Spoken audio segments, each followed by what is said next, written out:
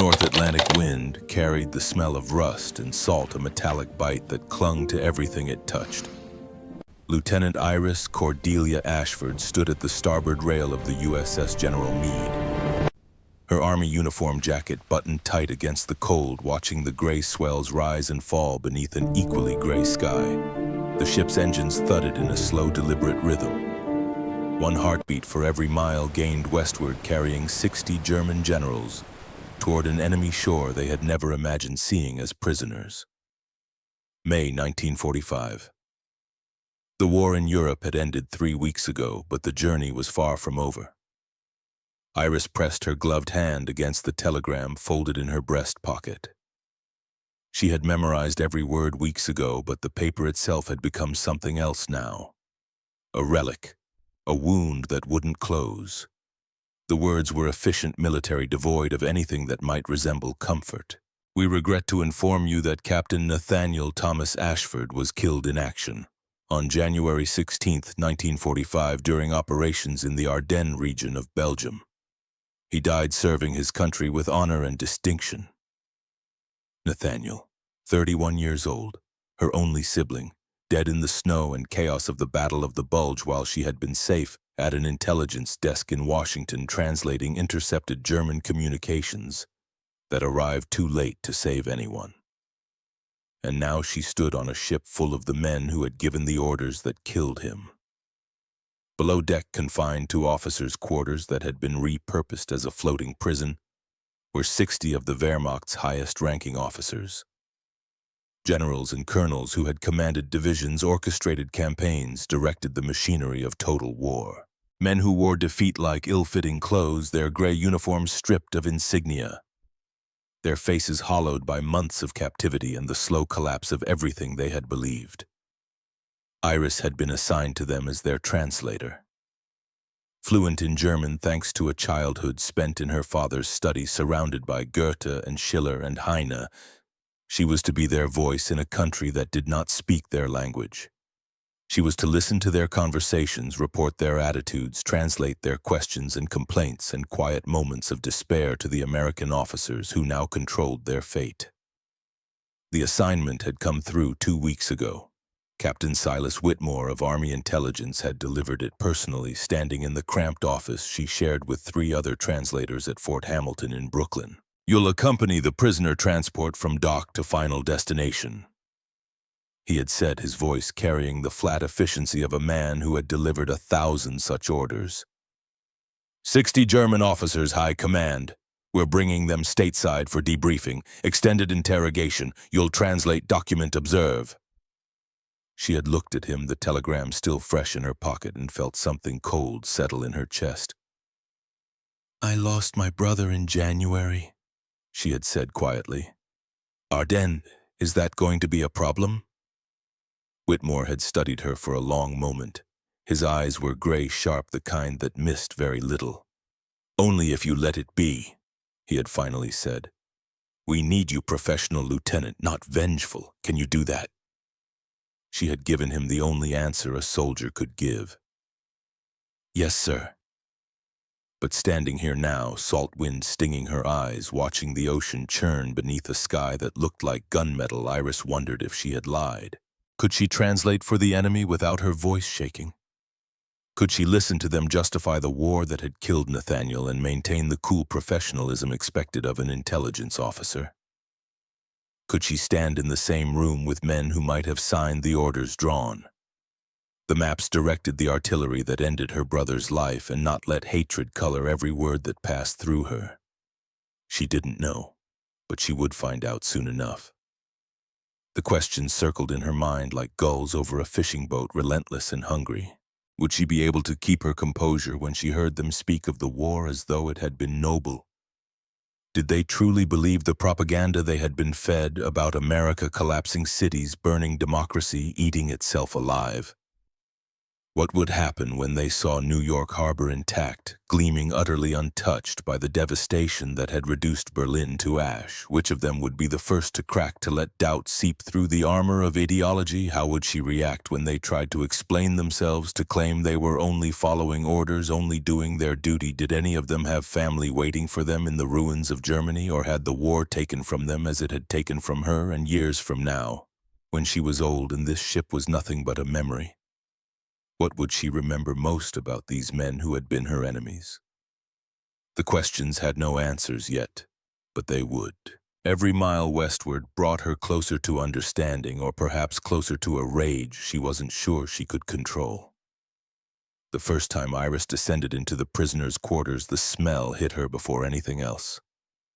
60 men confined in close spaces, even with adequate ventilation, created an atmosphere of sweat and wool and the peculiar staleness of human anxiety. The converted officer cabins had been stripped of any luxury furnished now, with simple bunks and a few tables where the generals gathered during the limited hours they were permitted out of their individual cells. Captain Whitmore had assigned her a small desk in an observation room, with a one-way window overlooking the main common area. From here she could watch and listen without being seen, though she would need to be present for formal interviews and translation duties.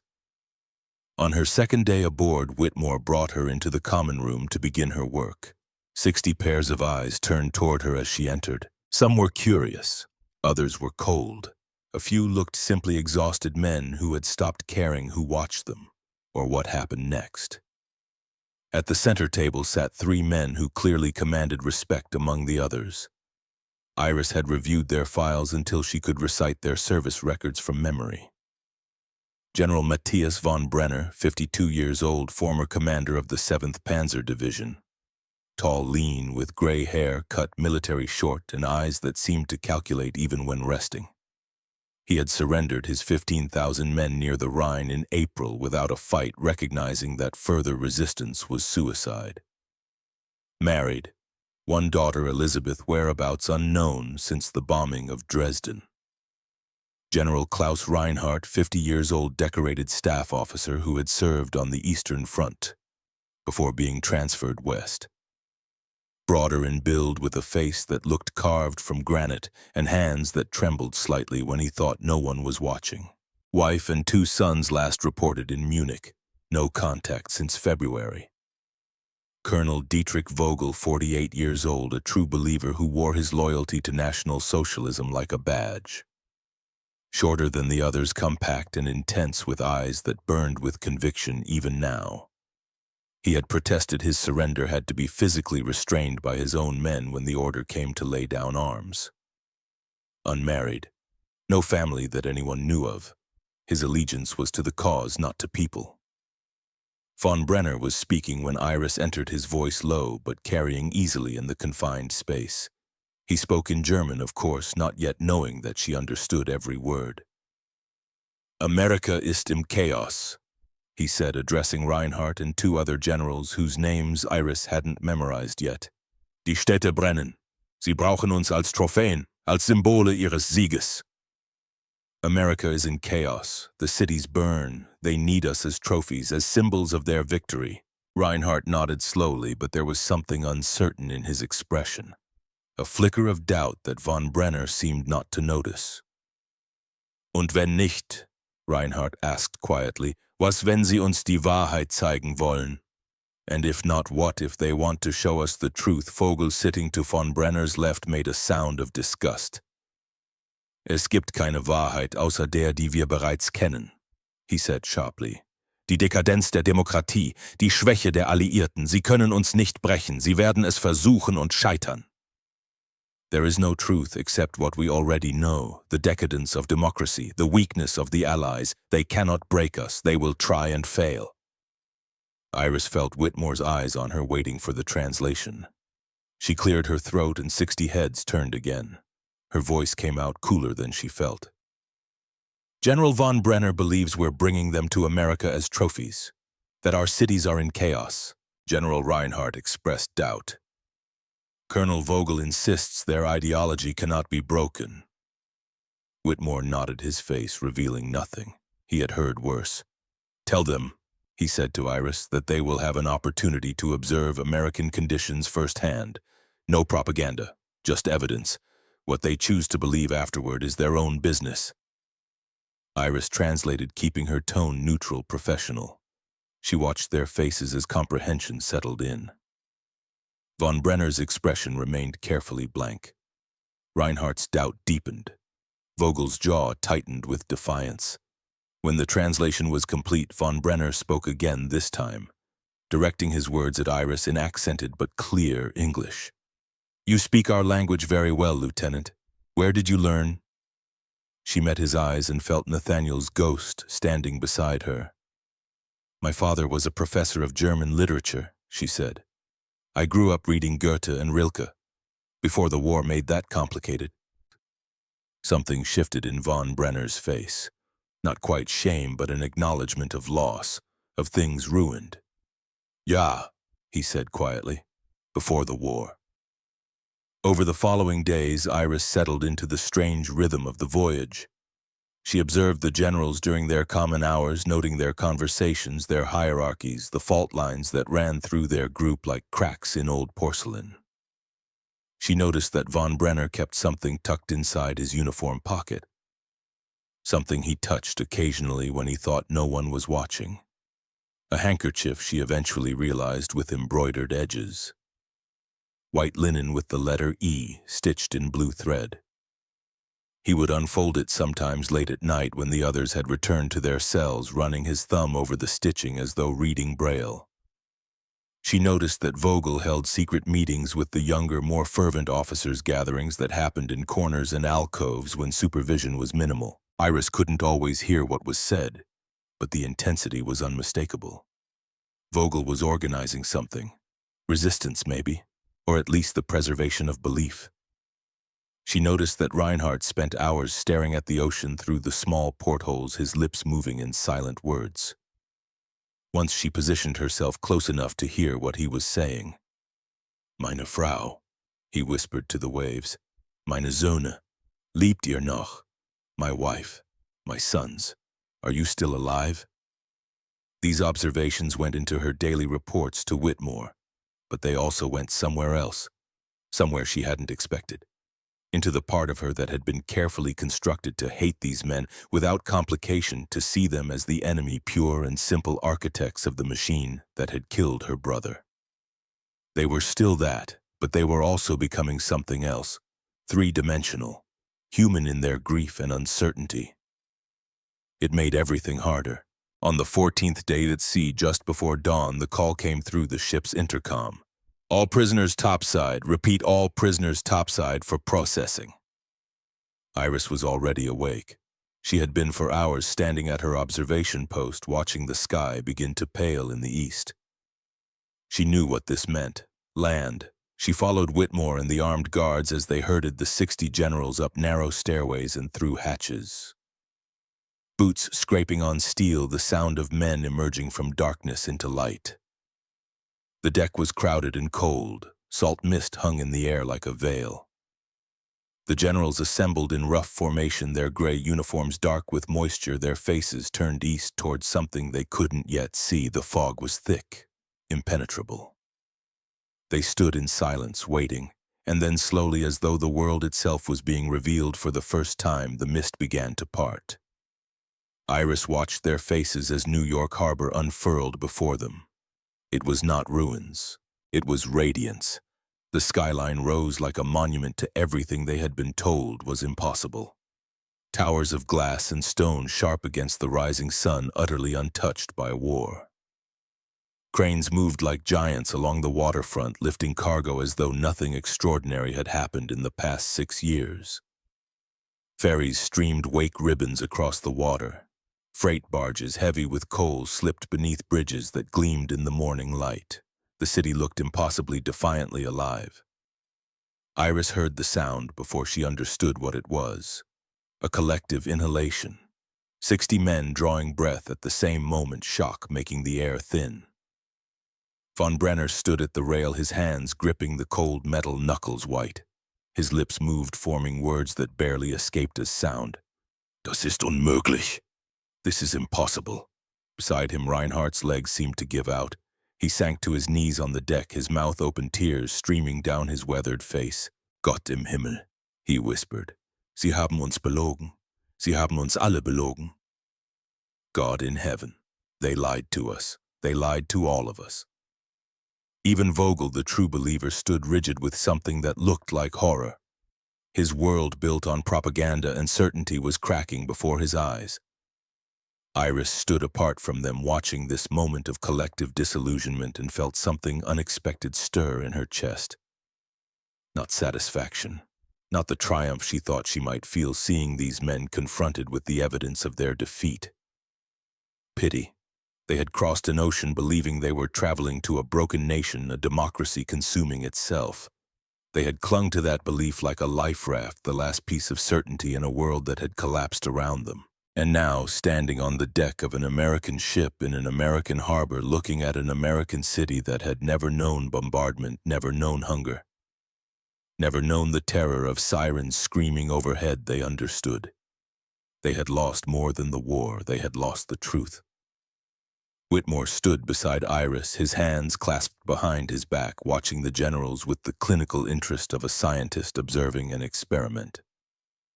"This is why we brought them here," he said quietly, speaking just to her. "Not for punishment, for education." Iris nodded, not trusting her voice. Her hand moved unconsciously to her breast pocket, to the telegram that never left her. Nathaniel would never see this, would never know that the enemy he died fighting against had been undone not by bullets, but by the simple, overwhelming evidence of American abundance. She didn't know if that made his death more or less sensible. The ship moved slowly into dock, guided by tugboats and the practiced efficiency of a harbor that had welcomed 1,000 such arrivals. The smell changed as they drew closer to land. The metallic sweetness of oil, roasted coffee from warehouses along the waterfront, the faint trace of baking bread carried on the morning breeze. Civilization had an aroma that none of these men had inhaled in years. Von Brenner turned to Iris. His face was gray, his eyes hollow with something beyond exhaustion.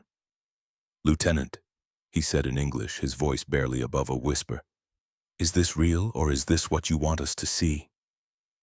She looked at him, this general who had commanded 15,000 men, who had made decisions that sent soldiers to their deaths, who had believed in a cause that now lay in ruins.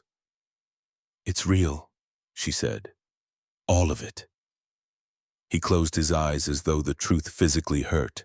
The disembarkation was orderly, efficient, and utterly without ceremony. No cheering crowds, no angry mobs.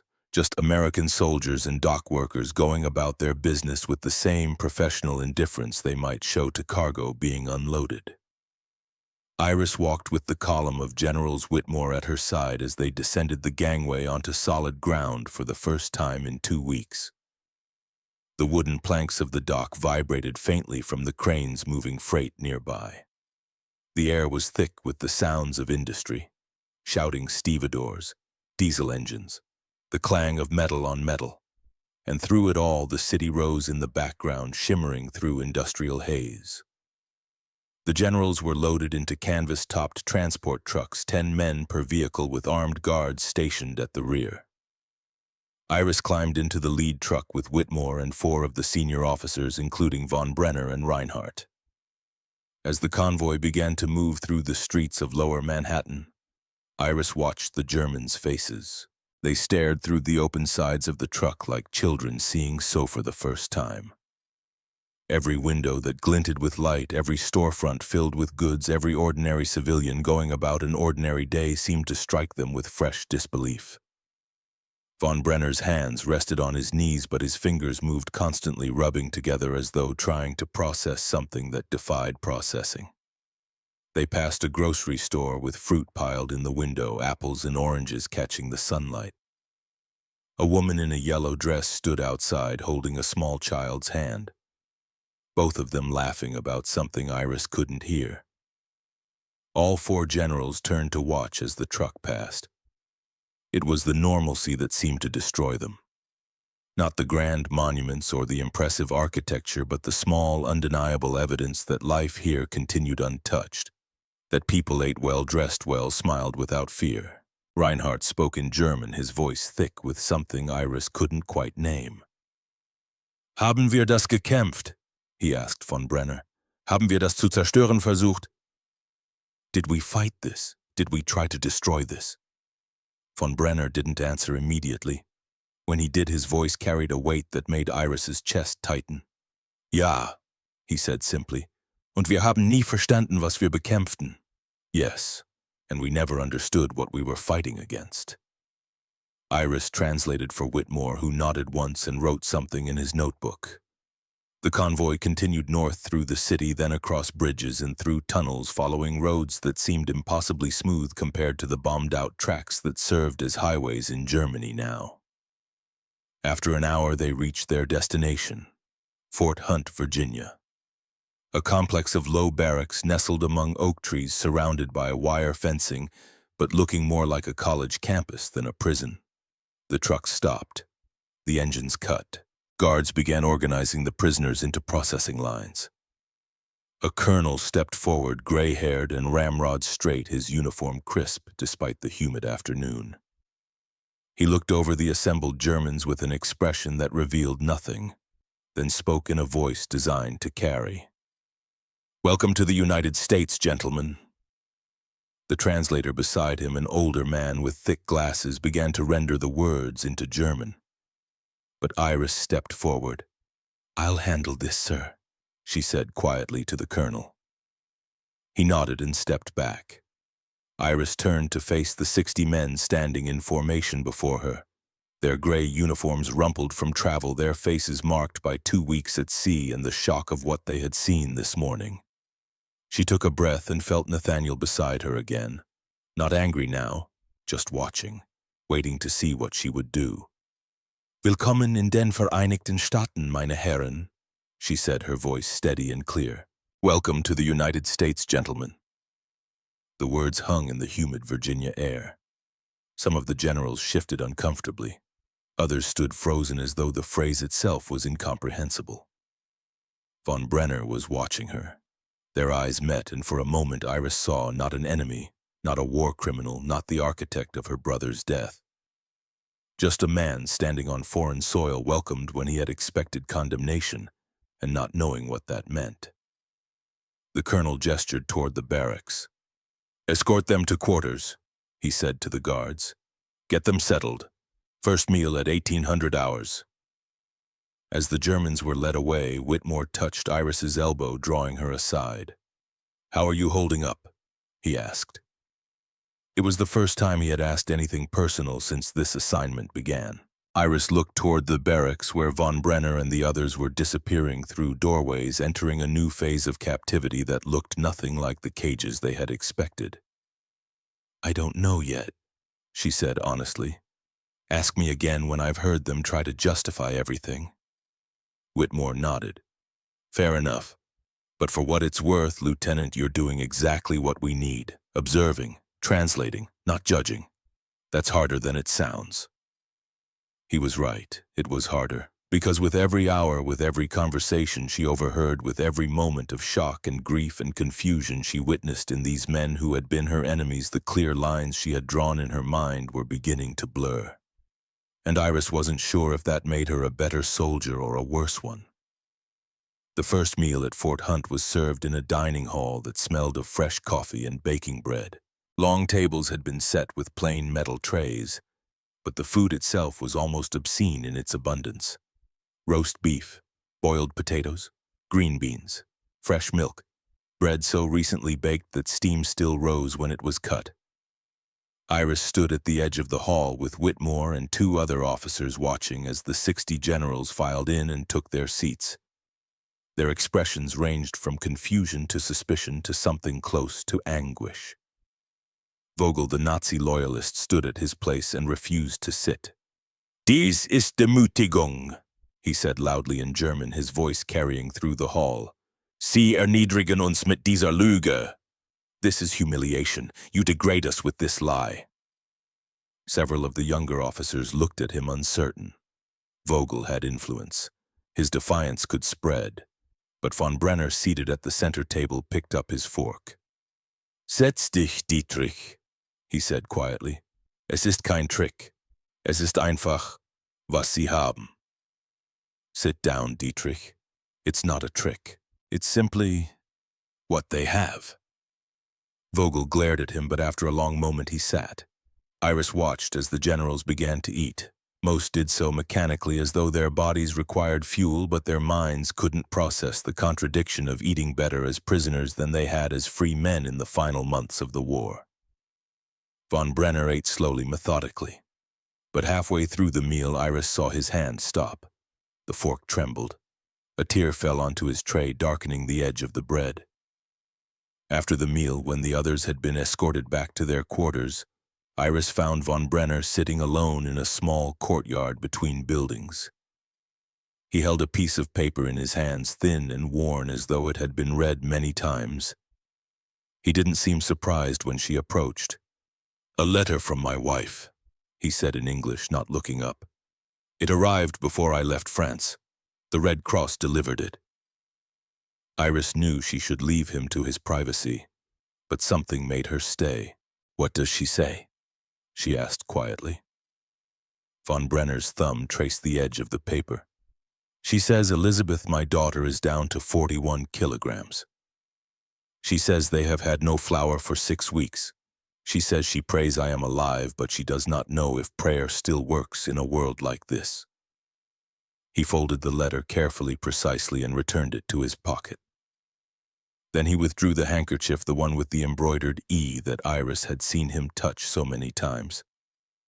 "My wife made this," he said, "before the war, when we still believed in things like embroidered handkerchiefs and Sunday dinners and children who grew up strong." He looked at Iris, then really looked at her, and his eyes were full of something she recognized because she carried it herself. "Grief. I just ate roast beef," he said, his voice breaking. "My wife eats potato peels, my daughter starves, and I sit in comfort because I lost a war that should never have been fought." Iris felt her throat tighten. This was the enemy, the man whose orders, whose allegiance to a regime of horror had helped create the machinery that killed Nathaniel.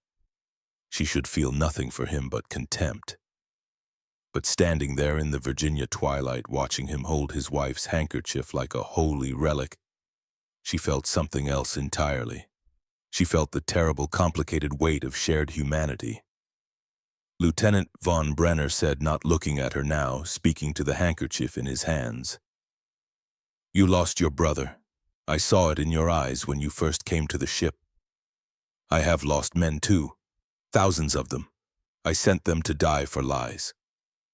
He folded the handkerchief, slowly returning it to the pocket over his heart. "Perhaps we are both victims," he said, "of the same machine. Does that make you angry?"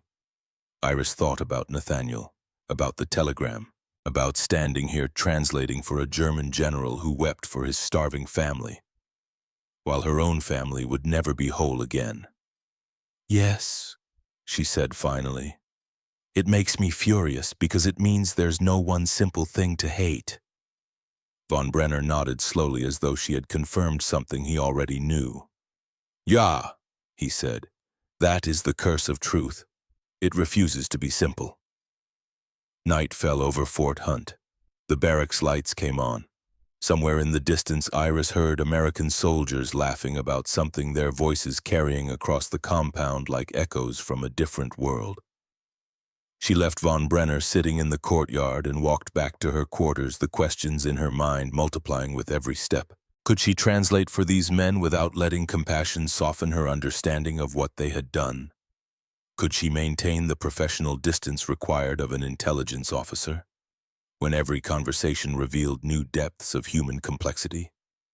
Could she honor Nathaniel's memory while acknowledging the humanity of the men who had fought on the other side? She didn't have answers, but tomorrow she would sit across from von Brenner and Reinhardt and the others again. She would translate their words, document their thoughts, observe their slow transformation from soldiers into something else. And perhaps in the process she would be transformed too. Whether that was what she wanted, she didn't yet know. But it was happening anyway. The interrogation room at Fort Hunt was smaller than Iris had expected.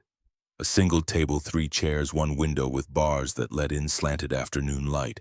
The walls were painted institutional beige, the kind of color designed to reveal nothing and inspire even less. Iris sat in the corner with her notebook and pencil positioned to observe both Captain Whitmore and whatever prisoner he was questioning. Her role was simple in theory. Listen, translate when needed, document everything. In practice, it was becoming something far more complicated. The daily routine had established itself with military precision. Each morning at 0700 breakfast, at 0800 the first interrogation session.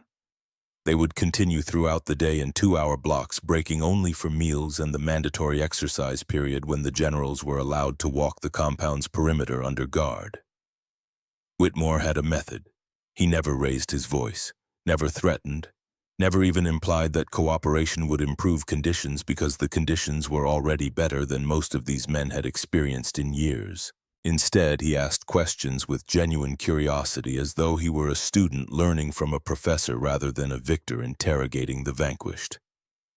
It was devastatingly effective.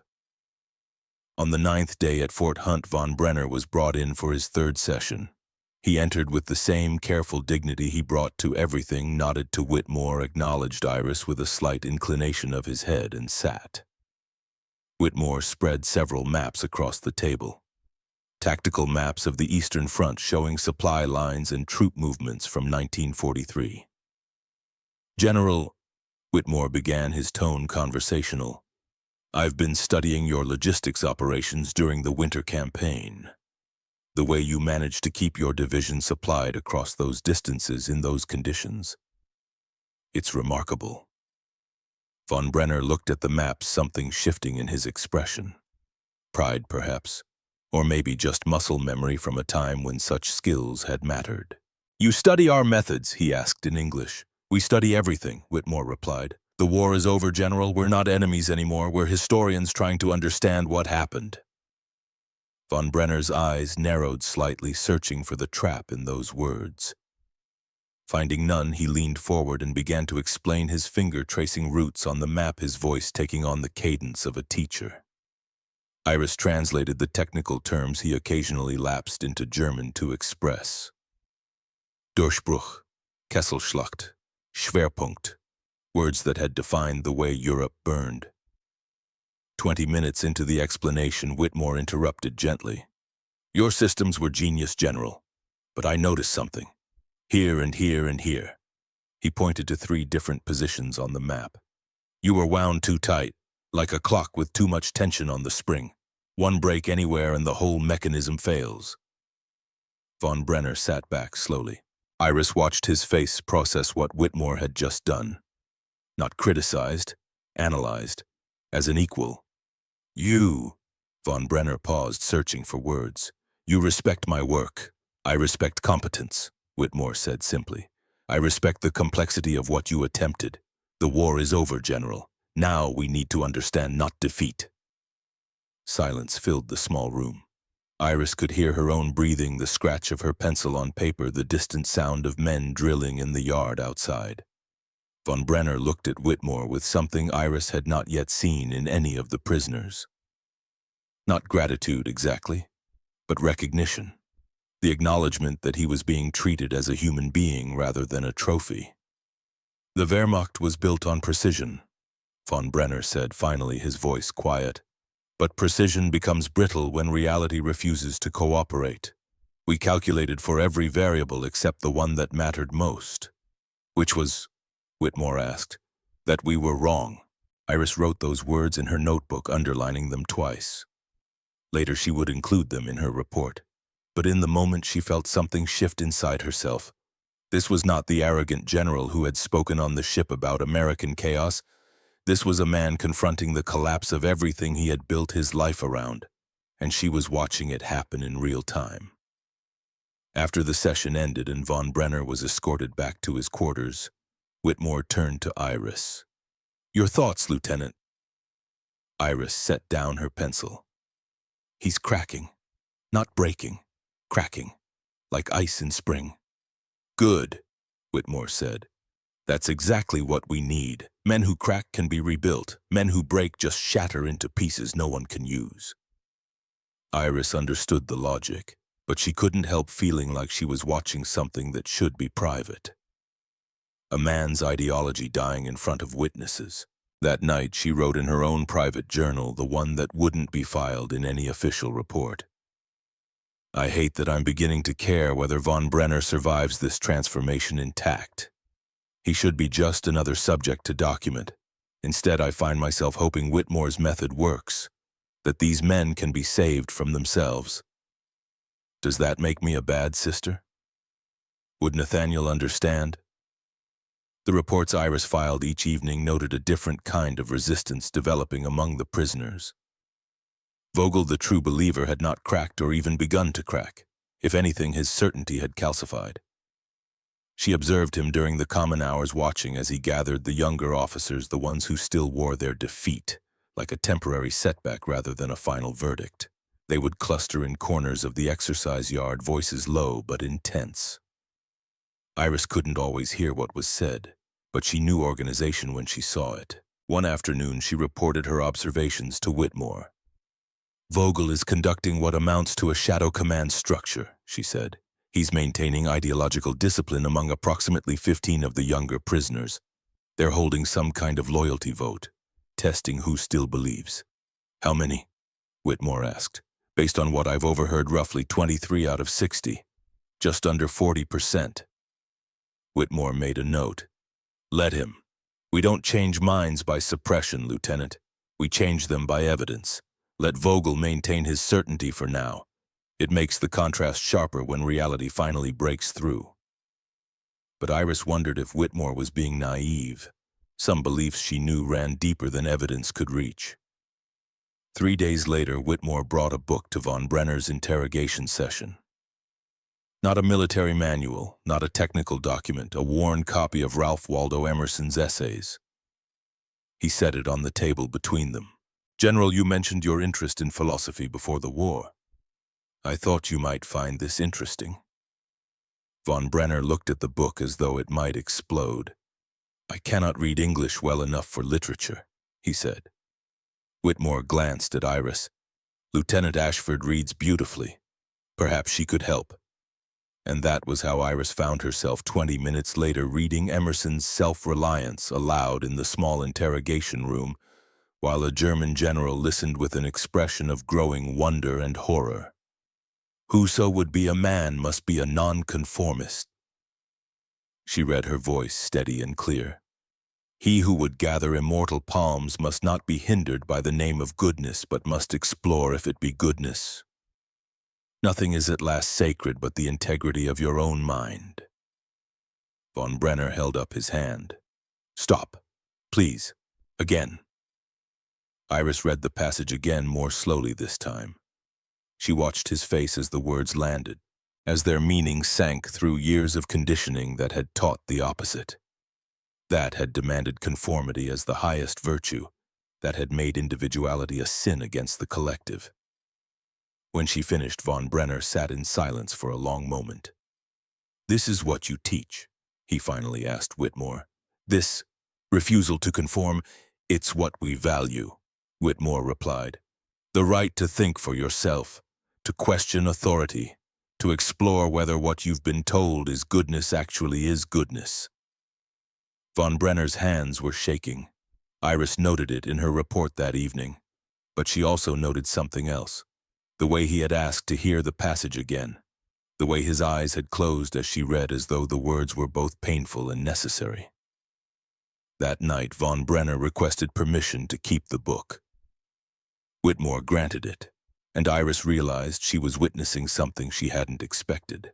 Not just the defeat of an army, but the slow, painful education of men who had never been taught to think for themselves. Summer arrived in Virginia with humidity that turned the air to soup. The generals adapted to their routine. Work details in the camp gardens, language classes for those who wanted to improve their English, recreation time, meals that continued to be almost absurdly abundant compared to what letters from Germany described. In mid-June, orders came through for a transfer. 60 generals was too many for Fort Hunt's specialized interrogation program. Most would be moved to larger POW camps in the Midwest. Iris would accompany the group designated for Camp Algona in Iowa. Whitmore called her into his office the day before departure. "You've done good work here, Lieutenant. The kind of observation we need. How do you feel about continuing with this assignment?" Iris thought about the question. How did she feel? Exhausted, confused, angry at herself for beginning to see these men as human, guilty for betraying Nathaniel's memory by caring about their transformation. "I'll continue," she said. "That's not what I asked." Iris met his eyes. "I feel like I'm translating more than words, sir. I'm translating one world into another, and I don't know if I'm supposed to be changed by that process or not." Whitmore nodded slowly. "Welcome to intelligence work, Lieutenant. The enemy stops being simple the moment you actually listen to them." The train journey west began on a morning that promised heat. 2 Pullman-style passenger cars had been configured for prisoner transport. Comfortable seats, windows that opened, guards stationed at intervals but not oppressively present. Iris had her own compartment, small but private, with a view of the countryside that would unspool over the next 2 days. The generals boarded in orderly fashion. Von Brenner, Reinhardt, and 18 others in the first car, Vogel and his followers in the second. The separation was deliberate. Whitmore's final instruction had been clear. "Let the believers and the doubters travel separately. See what conversations develop when they're not performing for each other." As the train pulled out of the station, Iris moved through the cars with her notebook, observing, listening, documenting. The landscape changed gradually. Virginia's green hills gave way to the flatter expanse of Ohio. Cities became towns, became farmland, and with each mile Iris watched the Germans' faces register new shock. The Mississippi River crossing took 30 minutes, the train moving slowly across a bridge that seemed to stretch forever. Von Brenner stood at the window, his reflection ghost-like in the glass, staring down at the water. "So straight," he murmured in German. "Wie ist das möglich?" "How is this possible?" Reinhardt, sitting nearby, answered in the same language. "They built an empire on geometry, on certainty, on the belief that tomorrow would be better than today." "And we built one on myth," Von Brenner replied quietly. Through Illinois they passed combines harvesting wheat machines so large they looked like something from a different century. The fields stretched to every horizon, golden and abundant, tended by farmers who waved occasionally at the passing train without curiosity or malice. Iris noted the way the generals fell silent watching this, the way abundance seen from a distance became accusation. At a small station in Indiana, the train stopped to take on water, a 30-minute delay. The guards permitted the prisoners to disembark briefly to stretch legs and breathe air that wasn't recycled through the cars. Iris stepped down onto the platform and immediately smelled summer. Cut grass and diesel fuel and something sweet she couldn't identify. A young woman, maybe 17, had set up a stand near the station. Lemonade 5 cents a glass. Her hair was pulled back in a red scarf, and she wore a dress printed with small flowers. She saw the group of men in prison uniforms and guards, and her smile didn't falter. "Lemonade," she called out. "Fresh made this morning." One of the guards bought a round for his squad, but the girl kept looking at the prisoners with simple curiosity. Reinhardt, standing near Iris, watched the girl with an expression that made Iris's chest tighten. "Entschuldigung," he said quietly to the guard nearest him. "Excuse me, may I purchase?" The guard looked at Iris. She nodded. Reinhardt approached the stand with the careful movements of a man entering a church. He held out the few coins he'd been given as labor payment, his hand shaking. The girl poured lemonade into a paper cup and handed it to him with a smile that contained no judgment, no hatred, no knowledge of what he had been or done. "It's awful hot today," she said cheerfully. "This should help." Reinhardt took the cup, stared at it, at her, at the casual kindness in her eyes, and began to cry.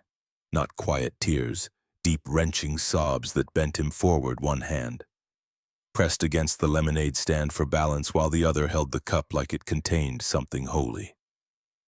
The girl's smile faded into concern. "Mister, are you okay?" Iris stepped forward, her voice gentle. "He's fine. It's just, he hasn't been offered kindness in a very long time." The girl looked at Reinhardt's uniform, understanding dawning. "Oh, you're from the war?" "Yes," Iris said. The girl thought for a moment, then poured another cup and handed it to Iris. "Then he probably needs two." Iris took the second cup and gave it to Reinhardt, who couldn't speak, could only nod his gratitude while tears ran down his weathered face. Later, back on the train, as the landscape rolled past, Iris sat across from Reinhardt in the dining car. He had composed himself, but his eyes remained red. "She smiled at me," he said in German, knowing Iris would understand. "She did not know what I was, what I have done. She just smiled and gave me lemonade." "Yes," Iris said. "In Germany in the last year, no one smiled. No one had anything to give. We became animals fighting over scraps." His voice broke again. "And here a girl selling lemonade treats me like a human being." Iris thought about all the translations she had done, all the words she had moved from one language to another. But this moment needed no translation, only witness. "Do you still believe what Vogel believes?" she asked quietly. "That this is weakness, decadence?" Reinhardt looked out the window at America passing by, rich and whole and generous. "No," he said. "I think we called it weakness because we were terrified of it, terrified of a strength we did not understand." That evening, as the train moved through the darkness toward Iowa, mail call came. Letters had been forwarded from Fort Hunt, Red Cross deliveries from Germany. Von Brenner received one. Iris watched from her compartment as he opened it with hands that trembled, watched his face as he read, watched the color drain from his skin. She found him later in the observation car, empty now except for him and the night beyond the windows. "Your wife?" she asked. He nodded, not looking at her. "Dresden was bombed again in April. She and Elizabeth hid in a cellar for 3 days. When they emerged, their building was gone. Everything. They are alive, living with strangers, eating 1 meal a day of bread and ersatz coffee." He held up the letter. "She asks if I am eating, if the Americans feed me." The contrast hung between them enormous and obscene. Von Brenner had eaten roast chicken for dinner, with vegetables and pie, while his wife and daughter shared bread among strangers in the ruins of their city. "I told you I lost my brother," Iris said quietly.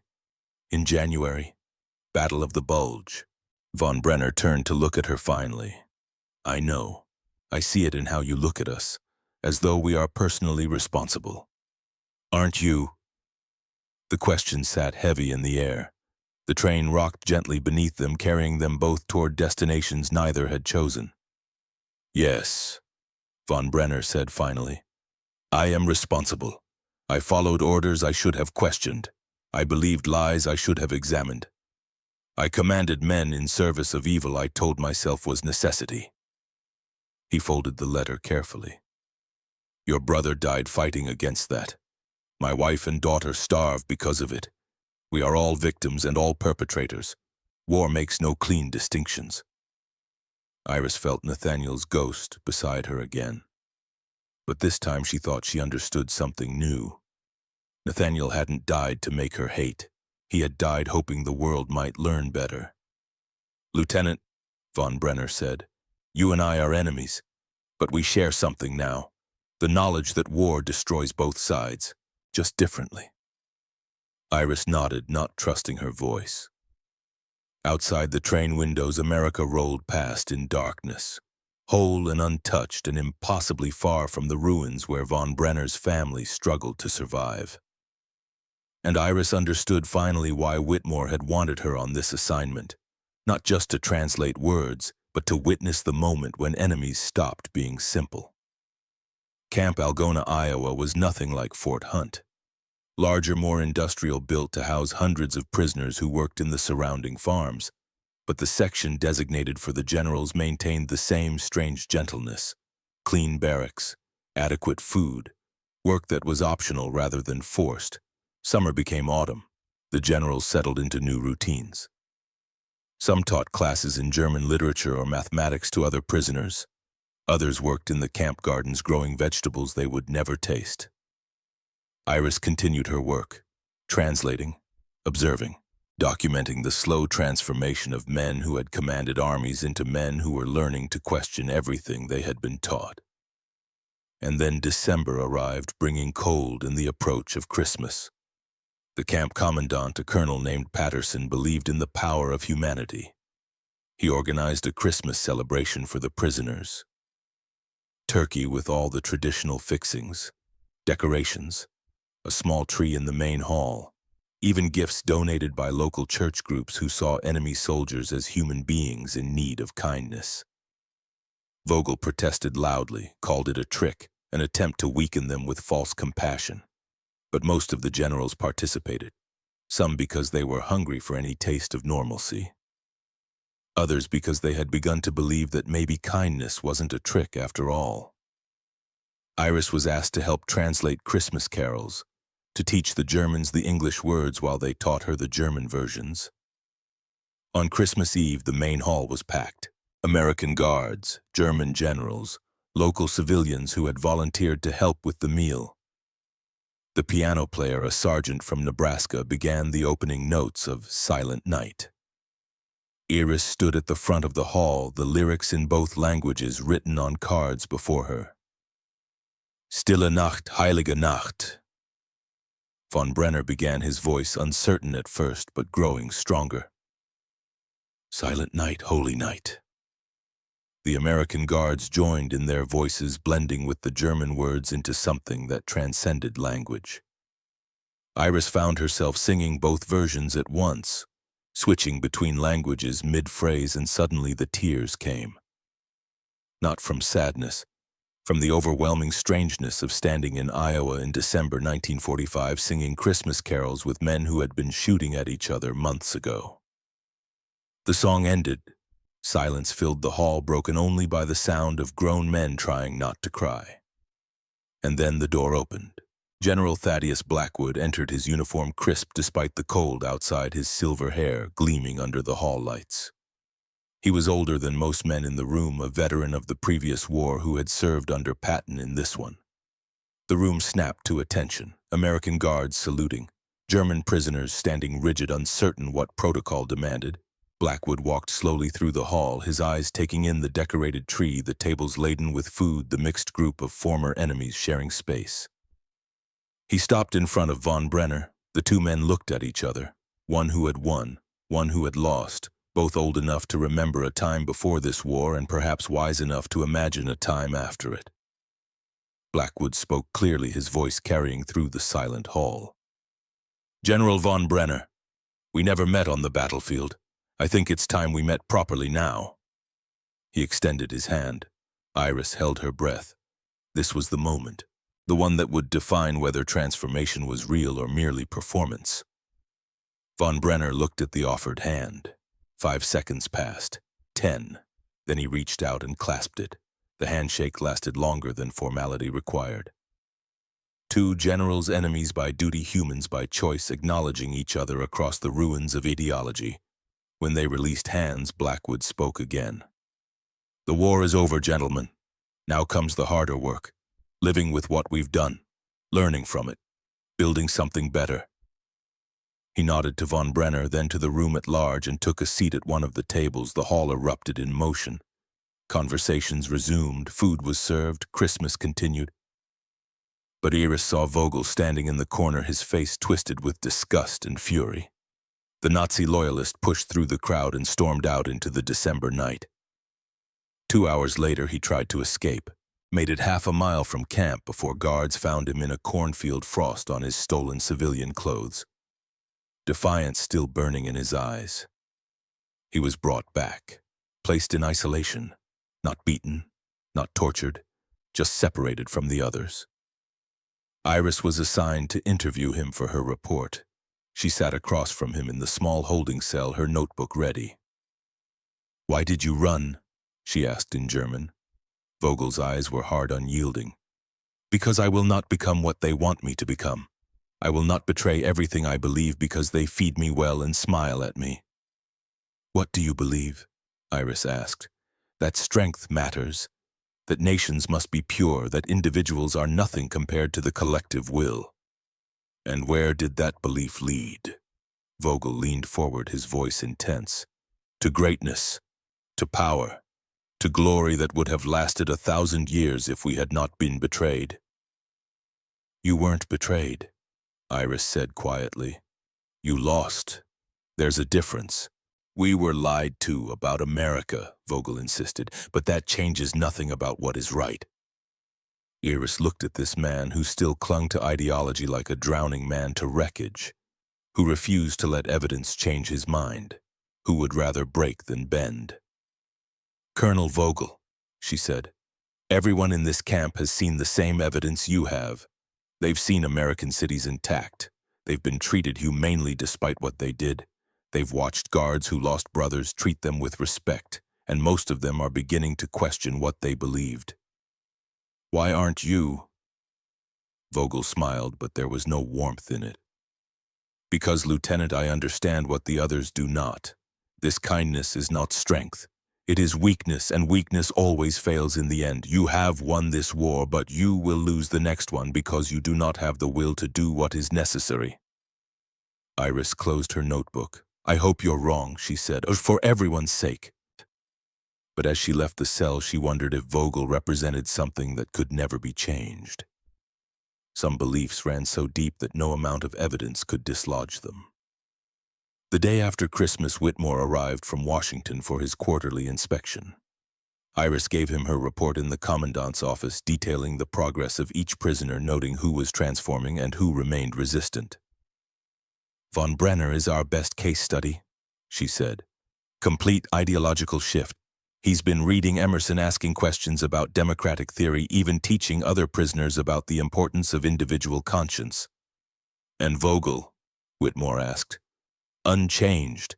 Attempting escape was his way of maintaining ideological purity. He sees kindness as corruption. Whitmore nodded. Some men can't be saved from themselves, but we don't need to save them all, just enough to make a difference when they return home. Sir, Iris said, hesitating. Permission to speak freely. Granted.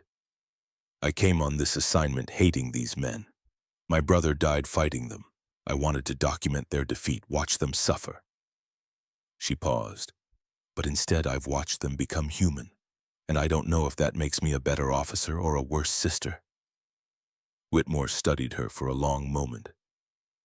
Lieutenant Ashford, your brother died fighting Nazis, not fighting individual Germans. The ideology needed to be defeated. These men, most of them, are learning that.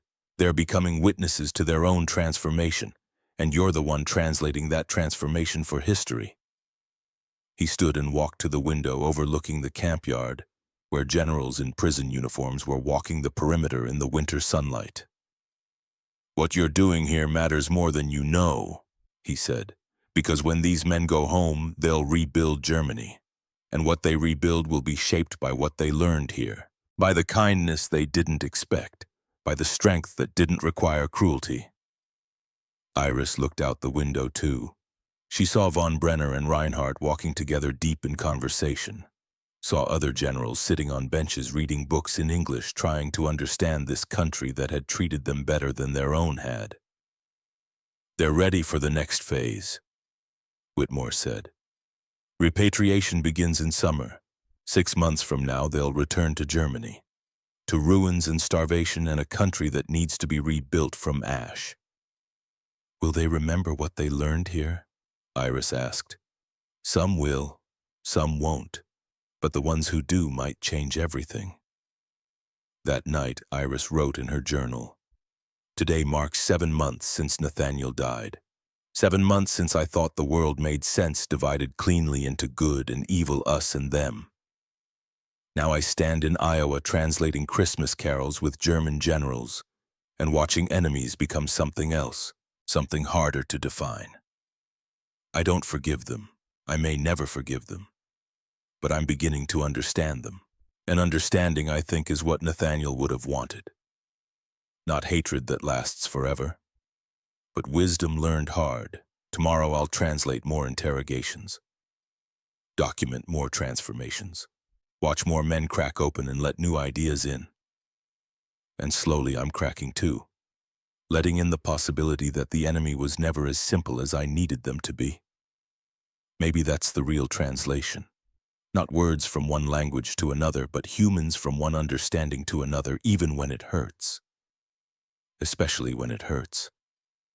Outside her window, snow began to fall on Camp Algona, silent and clean and covering everything with the same white.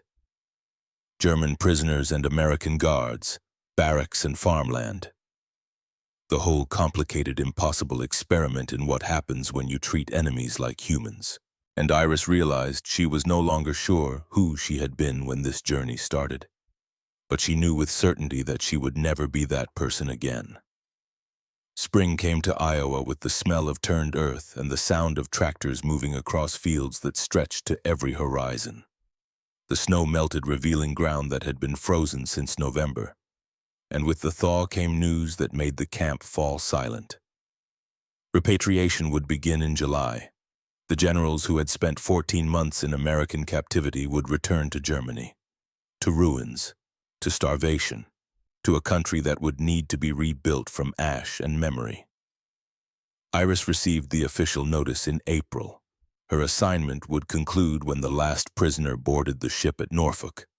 She would file her final reports, return to Washington, and resume whatever normal intelligence work looked like after you had spent more than a year translating the transformation of enemies into something else. The thought of leaving filled her with an emotion she couldn't quite name. Relief, certainly, but also something that felt uncomfortably like loss. In May, Colonel Patterson called Iris to his office. "Lieutenant, I've received approval for a special program. 10 of the generals, those deemed most cooperative and transformed, will be permitted a supervised visit to the town of Algona. Civilian interaction. Give them a chance to see ordinary American life up close before they leave." He slid a list across the desk. Von Brenner's name was at the top. Reinhardt's was second. Vogel's was notably absent. "You'll accompany them as translator," Patterson continued, "along with 4 guards. It's meant to be educational, not punitive. Let them see what they fought against, what they failed to destroy." "Yes, sir," Iris said. 3 days later, on a Saturday morning that smelled of lilac and fresh bread, Iris stood beside a military truck as 10 German generals climbed into the back. They wore their prison uniforms, still the letters PW stenciled on the backs of their shirts, but their faces carried something new. Anticipation, nervousness, the expression of men about to take an exam they hadn't studied for. The drive into Algona took 20 minutes along roads so straight they seemed to prove geometry could tame wilderness. The town appeared gradually rising from the farmland, like something from a postcard. Church steeples, red brick storefronts, a main street wide enough for diagonal parking, American flags hanging from lampposts, not in celebration but in simple permanent declaration. The truck stopped in front of Carmichael's General Store. Iris had researched the establishment beforehand, as she researched everything. Family-owned since 1923. Current proprietor, Mrs. Lavinia Carmichael, age 62. Widowed in 1943. One son, Corporal William Joseph Carmichael, killed at Normandy in June 1944, 3 days after the initial invasion.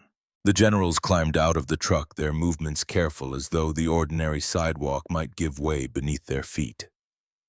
Citizens of Algona had been notified of the visit, but Iris still saw curtains moving in windows, faces appearing and disappearing. The town watching this strange procession of former enemies walking their streets.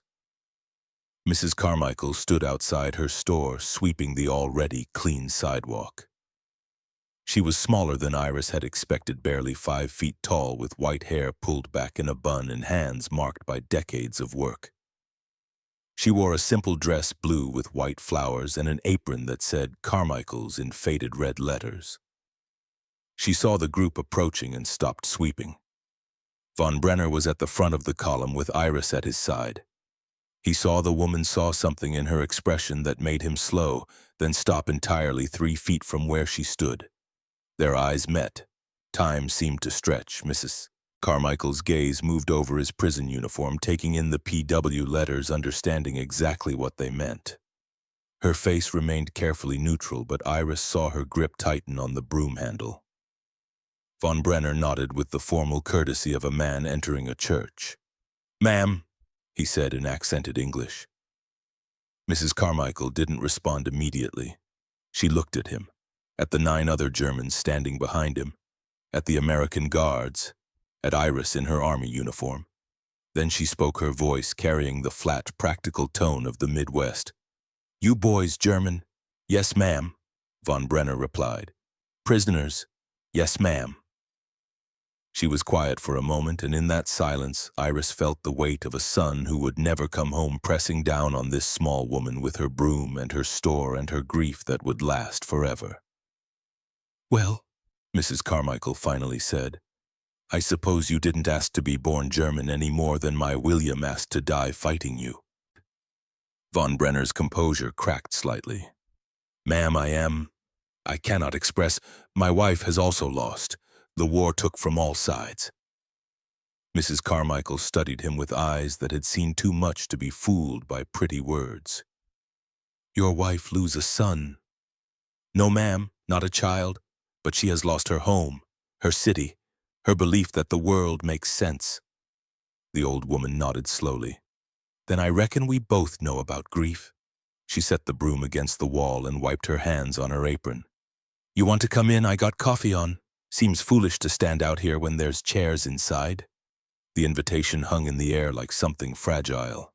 Iris saw the guards tense, uncertain if this was protocol. Saw the other generals exchange glances, saw Von Brenner's eyes fill with something that looked like gratitude and shame mixed together until they became indistinguishable. "We would be honored, ma'am," he said quietly. Mrs. Carmichael held the door open. "Well then, come on. Coffee's getting cold." The interior of Carmichael's general store smelled of floor wax and penny candy and the coffee that had been percolating since dawn. Shelves lined with canned goods, farming supplies, bolts of fabric. A counter with a cash register that looked older than Iris. Photos on the wall behind it, black and white images of Algona through the decades, and one color photograph in a gold frame. William Joseph Carmichael in his army uniform, young, smiling, alive in a way that existed now only in photographs and memory. Mrs. Carmichael saw Von Brenner looking at the photo. "My son," she said simply. 22 years old, never even got to see France beyond the beach where he died. Von Brenner reached into his pocket and withdrew the handkerchief, the one with the embroidered E that he carried everywhere. "My wife made this," he said, "before the war. I have not seen her in 2 years. She is alive, but I do not know if she will survive what comes next. Germany is broken." Mrs. Carmichael looked at the handkerchief, at the careful stitching, at the love that had gone into every thread. "She got a name, your wife, Elizabeth." The old woman poured coffee into chipped mugs, strong and black, and set them on the counter. "Elizabeth and William," she said. "2 people who probably never met, never even knew the other existed, but they're connected now. Connected by this war that took from both of us." She raised her mug. "To Elizabeth and William, and to whatever world comes next that maybe won't need mothers and wives to bury their children and wait for husbands who might never come home." Von Brenner lifted his mug with shaking hands. The other generals did the same. The guards, Iris. They drank coffee together in a general store in Iowa. Enemies and allies and civilians all bound by the same losses, and Iris felt something shift in the room. Not forgiveness exactly. Forgiveness was too simple a word for what this was. Recognition, maybe. The acknowledgement that suffering didn't belong exclusively to one side. After the coffee, Mrs. Carmichael insisted on showing them the town. She walked with surprising energy for a woman her age, pointing out buildings and telling stories, treating the German generals like any other visitors who might be interested in local history. The group arrived at the grain elevator on the edge of town, just as a delivery was being made.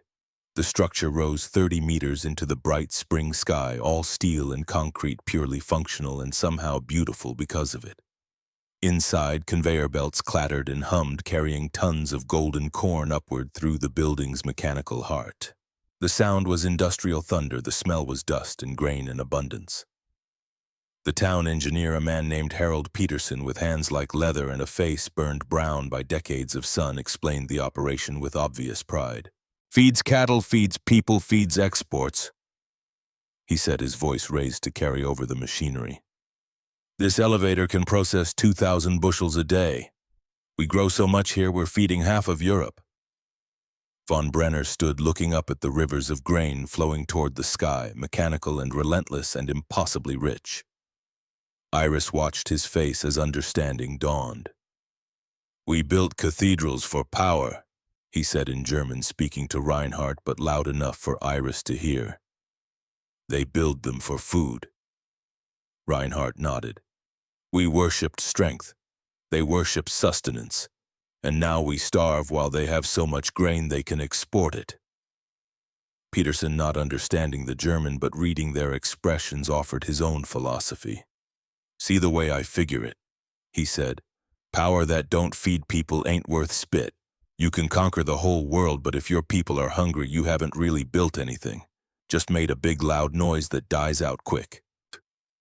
Iris translated, though she suspected the generals understood enough English by now to grasp the meaning without her help. Von Brenner turned to Peterson and spoke carefully in English. "In Germany we built for glory, for the 1,000-year Reich, for power that would last forever, and it lasted 12 years.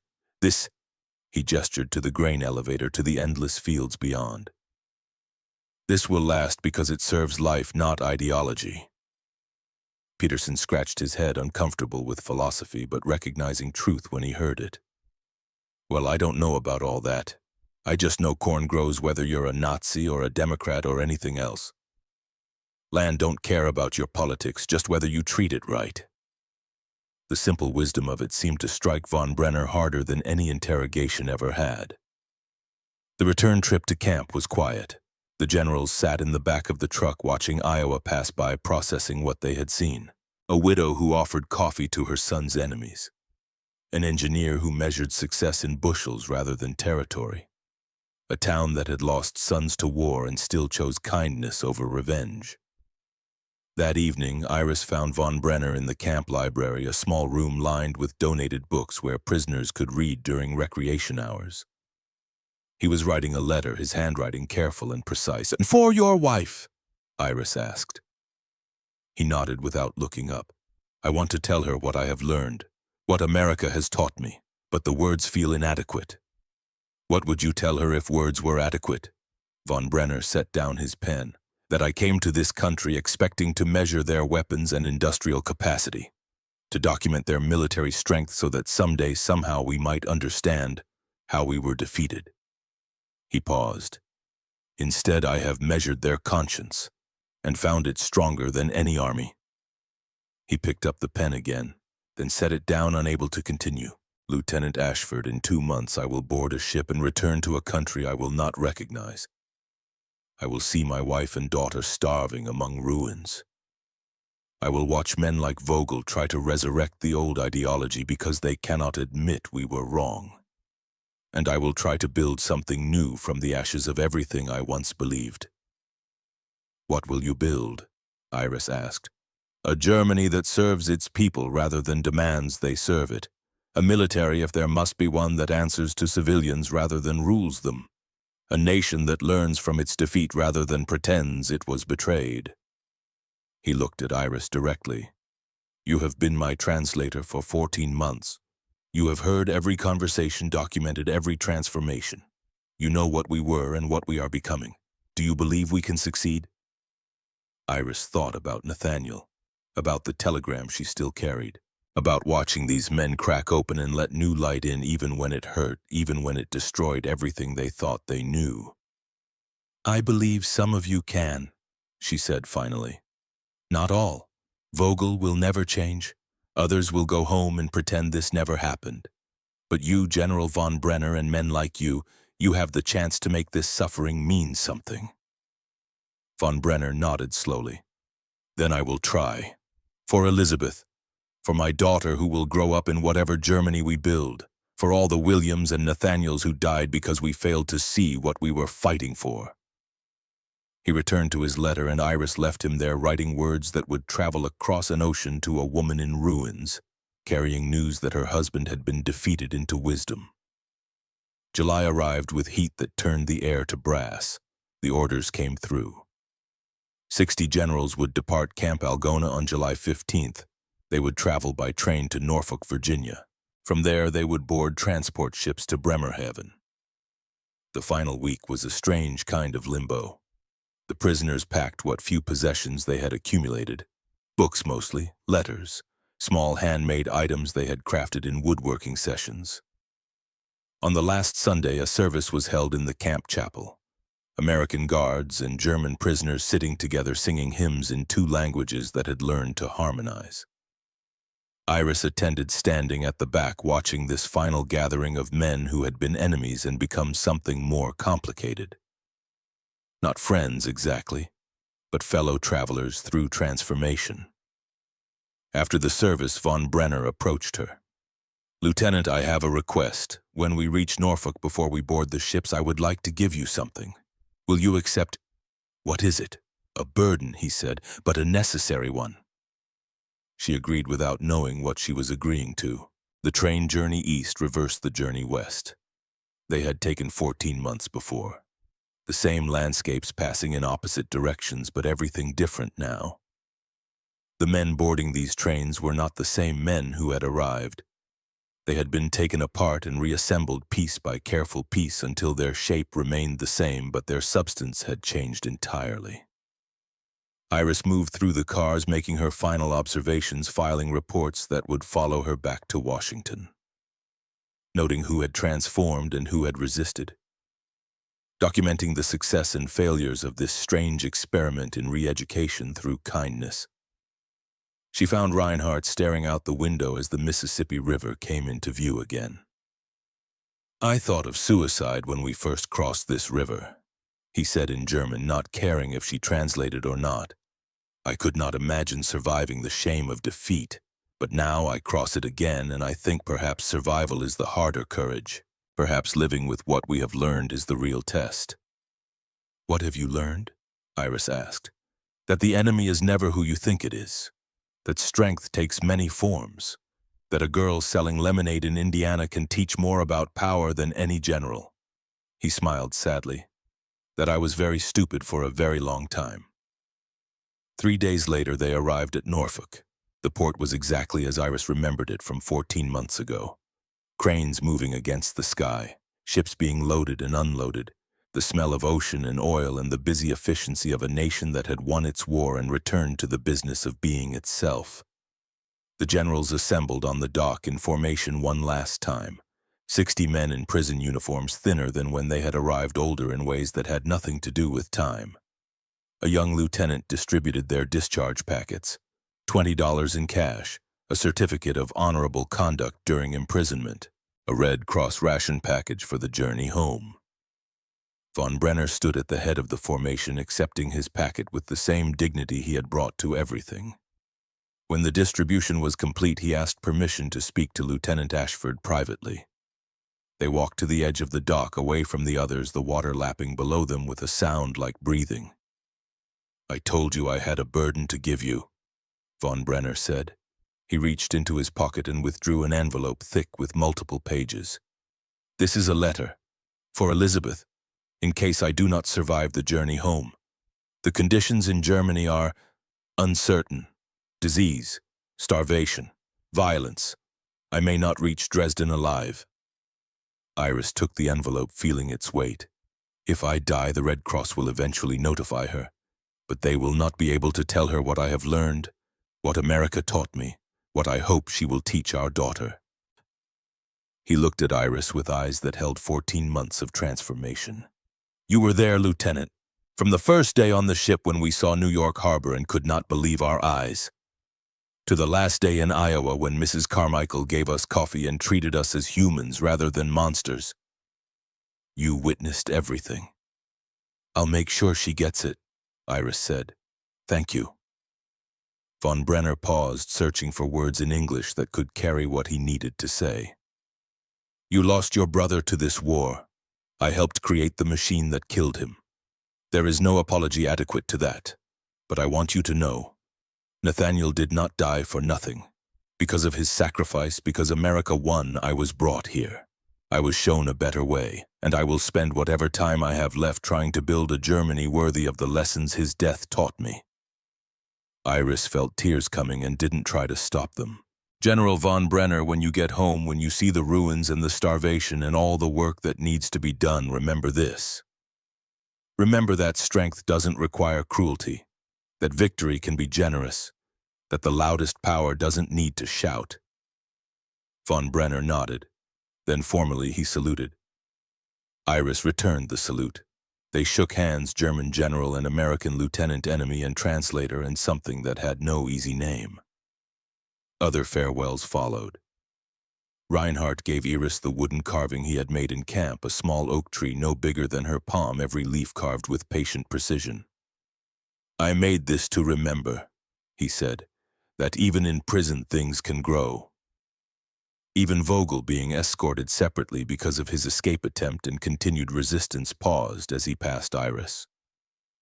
You think you have won, Lieutenant. You think kindness has defeated ideology. But beliefs deeper than comfort do not die so easily. No, Iris agreed, but they can evolve, if the person holding them is brave enough to let evidence in. Vogel's smile was bitter. I am not brave in that way. I will die believing what I believe. Some of us cannot be saved. I know, Iris said. That's why we focused on the others. The boarding began. 60 generals walking up gangplanks onto ships that would carry them back across an ocean to a continent they had helped destroy. Iris stood on the dock, watching them disappear into the vessels. Watching the ships pull away from their moorings, guided by tugboats into deeper water. The Statue of Liberty was visible in the distance, her green form catching the afternoon light like burnished gold. Iris wondered if the generals saw her. If they remembered that morning 14 months ago when they had first glimpsed her through lifting fog and understood that everything they had been told was a lie. The ships moved toward open water, their wakes glittering briefly before dissolving into the ordinary chaos of the harbor. And Iris realized that this part of her war was finally over. The decades that followed came to Iris in letters. She returned to Washington to intelligence work that felt mundane after translating transformation. She was promoted to captain, then major, then colonel. She married, briefly divorced amicably, and built a career on the understanding that the enemy is never as simple as you need them to be. But the letters kept coming. The first arrived in November 1946. Von Brenner's handwriting shaky but recognizable. Dear Lieutenant Ashford, I have found Elizabeth and our daughter alive. Dresden is destroyed beyond recognition, but they survived in a cellar living among strangers who shared what little they had. Elizabeth is thin in a way that frightens me. Our daughter does not remember what I look like. But we are together. I have planted an oak tree in the ruins of our garden, for Nathaniel, for William, for all who were lost, for the hope that understanding might grow where hatred fell. Iris wrote back, beginning a correspondence that would span decades. In 1950, von Brenner wrote that he had been asked to consult on the formation of the new West German military, the Bundeswehr. They want to build an army that serves democracy rather than threatens it. I tell them what America taught me, that soldiers must answer to civilians, that power constrained by choice is the only power worth having. They listen because I was there, because I saw what happens when military might serves ideology instead of people. In 1955, Reinhardt sent a newspaper clipping. He had opened a school in Munich teaching history, without propaganda, without lies, just evidence and the hard work of truth. The article included his photograph, older now, hair white, but his eyes carrying something they hadn't held during the war, peace maybe, or at least the absence of certainty's burden.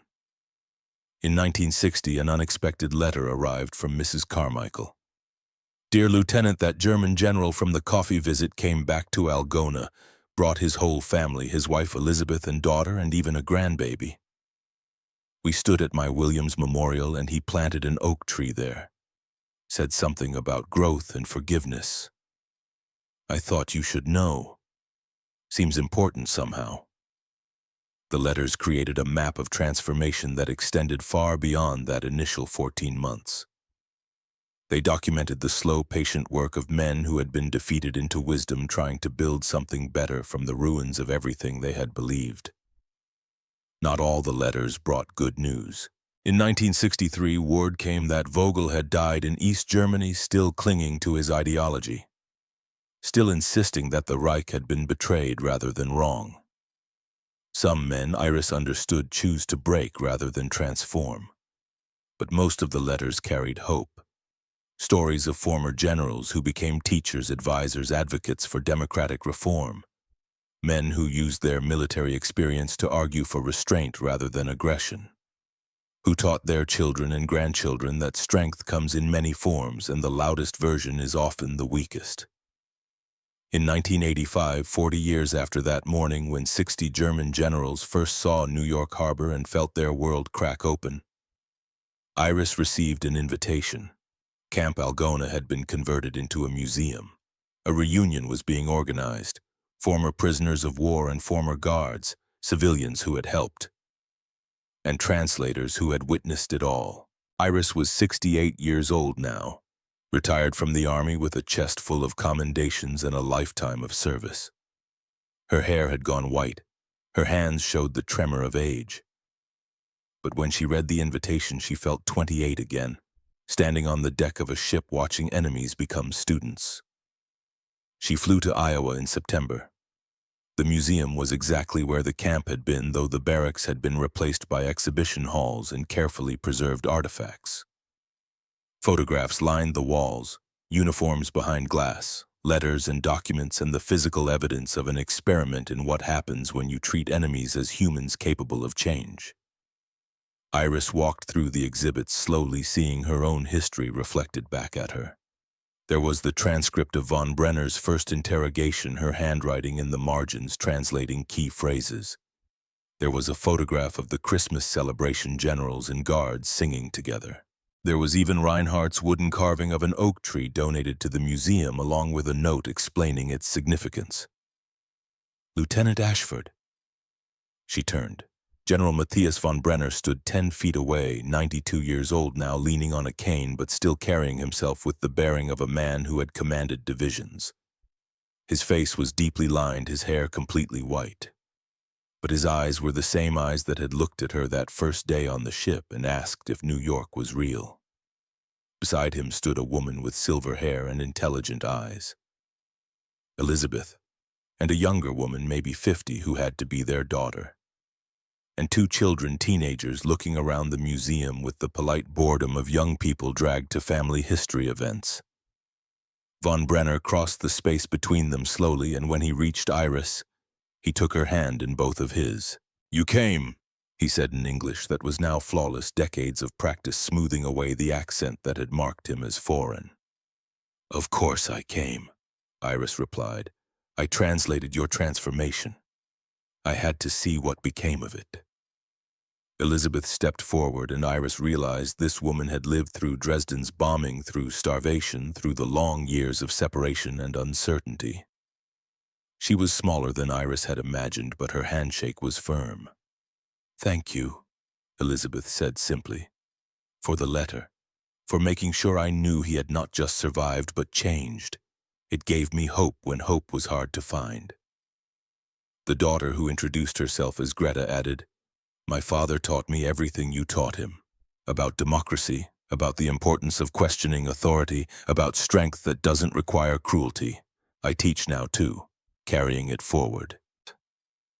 They stood together in the museum that had been a camp, surrounded by the documented evidence of transformation, and Iris felt the weight of 40 years settle around her like a blessing. The reunion ceremony was held that evening in the main exhibition hall. 50 people attended, Former prisoners, most quite elderly now. Former guards comparing stories and arthritis. Civilians who remembered when the camp had been part of their landscape. The museum director, a historian who had dedicated his career to preserving this story, stood to speak. What happened here was unusual, he began. Not just in this war, but in all wars. Enemies were treated with humanity. Prisoners were given not just food and shelter, but dignity and education. And as a result, many of them transformed. They went home and helped rebuild Germany, not as the power that started the war, but as a democracy that learned from defeat. He gestured to von Brenner and 3 other former generals in attendance. These men represent the success of that experiment. They used what they learned here to shape a better Germany. But they could not have learned without teachers. He turned to Iris and the handful of other translators and officers present. Without the people who chose to see enemies as humans capable of change. After the ceremony, they unveiled a new plaque at the museum entrance. Bronze simple engraved with words that von Brenner had helped compose. In this place, enemies became students. Ideology gave way to evidence. And 60 German generals learned that democracy's strength lies not in force, but in the choice to be humane, even to those who have forfeited the right to expect it. May all who visit remember the enemy is never as simple as we need them to be, and transformation is always possible for those brave enough to let truth in. The final event of the reunion was a tree planting, an oak sapling to be placed in the memorial garden where the old campyard had been. Von Brenner and Iris were given the honor of placing it in the ground together. As they knelt in the Iowa soil, their old bones protesting the effort, von Brenner spoke quietly. I have planted oak trees in 3 countries now. In Germany for Nathaniel and William and all the lost. In Arlington National Cemetery when I was invited to speak there in 1975. And now here where the transformation began. They covered the roots with earth, tamping it down, gently ensuring the young tree would have what it needed to grow. What do the trees mean to you? Iris asked. That we cannot undo what was done, cannot bring back the dead or erase the suffering. But we can plant something that will outlive us, that will grow slowly, patiently offering shade to people who will never know our names. He sat back on his heels, looking at the sapling. Growth is the only honest response to grief. They stood helping each other up, 2 old people who had been young together in a strange time. The sun was setting over Iowa, turning the sky orange and gold, and in that light the oak sapling looked both fragile and permanent. Small now, but containing within itself the possibility of decades of growth. Iris thought about Nathaniel, who had been dead for 40 years, but whose sacrifice had created the conditions for this moment. Thought about all the Williams and Elizabeths and nameless casualties whose suffering had paid for the lessons these men had learned. And she thought about the question that had haunted her since the beginning. Would Nathaniel understand what she had done translating for his killers? Witnessing their transformation, caring despite herself whether they succeeded in building something better? She thought he would, because Nathaniel had believed in a world worth fighting for. And that world required not just victory, but wisdom to know what to do with victory once you had it. That night in her hotel room, Iris wrote one final entry in the journal she had kept for 4 decades. Today I stood in Iowa with a German general I once hated, and we planted a tree together. We are both old now, too old to carry hatred with the intensity it requires. Time has worn us smooth, rounded our sharp edges, taught us that the enemy was never as simple as grief demanded. I lost Nathaniel 40 years ago. Von Brenner lost Elizabeth to starvation eventually, though not until 1978, and he got 32 more years with her than he thought he would. We have both buried people we loved. We have both lived longer than we expected. And standing in that museum, seeing the evidence of transformation documented and preserved, I realized something. I didn't translate just words during those 14 months. I translated one world into another. I stood at the boundary between hatred and understanding, between the simple story of good versus evil, and the complicated truth of humans learning to be better than their worst moments. That was my war. Not the one Nathaniel fought with bullets and sacrifice, but the one that came after. The war of deciding what to do with the enemy once you've defeated them. We chose to educate them, to show them evidence, to treat them humanely and let that humanity work its slow magic. And it worked. Not perfectly. Not for everyone. Vogel died as he lived clinging to lies, but von Brenner and Reinhardt and enough others transformed that it mattered. They went home and helped build a Germany that learned from its defeat.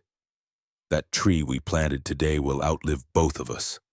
Will grow tall and strong, offering shade to people who will never know about the camp or the generals or the young translator who stood between two languages trying to build bridges from wreckage. But it will grow, and that I think is enough. Nathaniel, if you can hear me, I hope you understand. I honored you not by hating your enemies forever, but by helping them become something better. By believing that even the worst of us can learn, can change, can plant trees in the ruins and hope for growth. The war is finally over for me. Not because the enemy was defeated, but because I learned to see the human in the enemy. To translate not just their words, but their transformation. And if that was my mission all along, then I have completed it.